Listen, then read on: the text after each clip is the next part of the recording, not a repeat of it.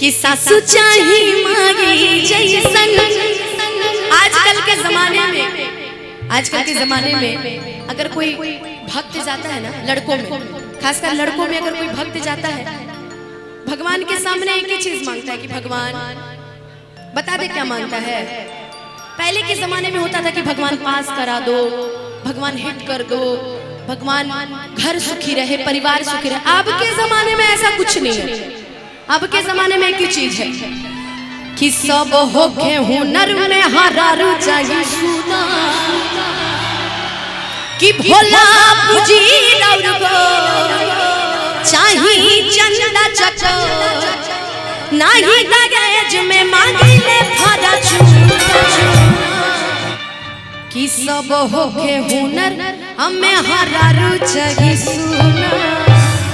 Organ की आवाज थोड़ी सी बढ़ाइए ना भैया, कॉर्ड समझ ही में नहीं आ रहा, बढ़वाइए थोड़ा सा आवाज। आइए भजन से शुरू करते हैं, उसके बाद जल्दी जल्दी गाएंगे, अपना अपना सब पूरा करेंगे। फिर नित्यांगना लोग भी आई, उनको भी तो भाई मौका देना है कि सासू चाही मांगी जैसन, अरे देवरा छोट भागी जैसन, हो खो जब बियाह ये बाबा। और ये मैं महादेव से मनाती हूँ कि भगवान जी हो खो जब बियाह ये बाबा। और दूल्हा कैसा चाहिए? आजकल राम जी जैसा मांगो तो शिव जी जैसा मिल जाता है। शिव जी को जानबे करते हैं, बंद होने के बावजूद शिव जी लोग को मिल ही जाता है। क्या जी? हो खो जब बियाह ये बाबा। उठा के बजाएगा भैया, सरवन भैया, कि राम जी के जैसन दिया हमारो दूल्हा ये बाबा। राम जी के जैसन दिया हमारो दूल्हा ये बाबा। सासू चाही मांगी जैसन, देवरा छोट भागी जैसन, सासू चाही मांगी जैसन, देवरा छोट भागी जैसन, हो जब बियाह ये बाबा। अब आप लोग से पूछेंगे कि आप लोग को लड़की कैसी चाहिए, किसके जैसी? अरे मेरे जैसी तो ठीक है, लेकिन चाहिए किसकी तरह? मेरी तरह चाहिए।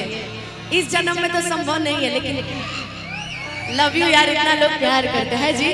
कि राम जी के जैसन दिया हमारो दूल्हा ये बाबा।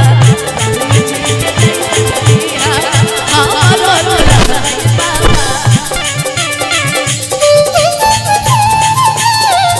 क्या बात पीछे भी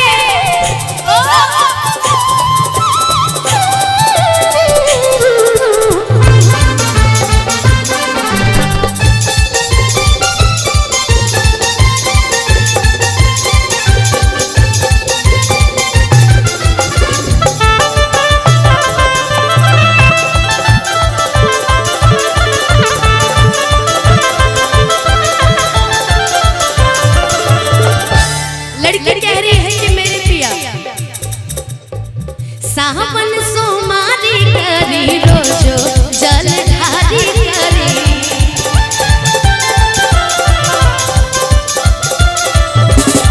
भंगिया ठाकुर चढ़ाई सेवादारी करी।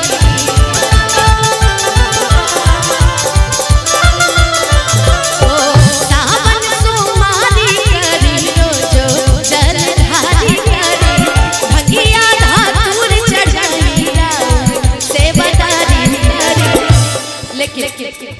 भाई ये मेरी अपनी इच्छा है, ये मेरा अपना प्रेम है। बरती हाय सन होके, बरती हाय सन होके, जिंदगी निभाए बाबा। राम जी के जैसन दिया सुंदर दूल्हा ये बाबा। राम जी के जैसन दिया हमारो दूल्हा ये बाबा।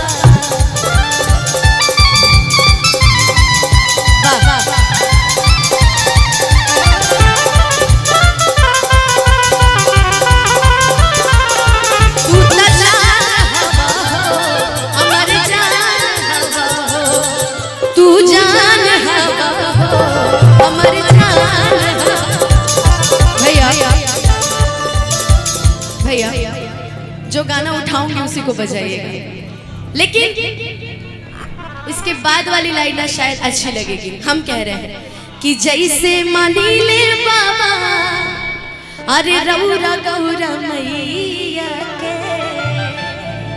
ओ सही दुलार प्यार हम पाई सैया कि जैसे मानी ले बाबा रौरा गौरा मैया के। जैसे हमारे अभी जीजा जी आए हुए हैं, हमारे रुपेश भैया के जीजा जी, जैसे वो हमारी दीदी को मानते हैं ना वैसे ही माने, है ना, कि जैसे मानी ले बाबा रौरा गौरा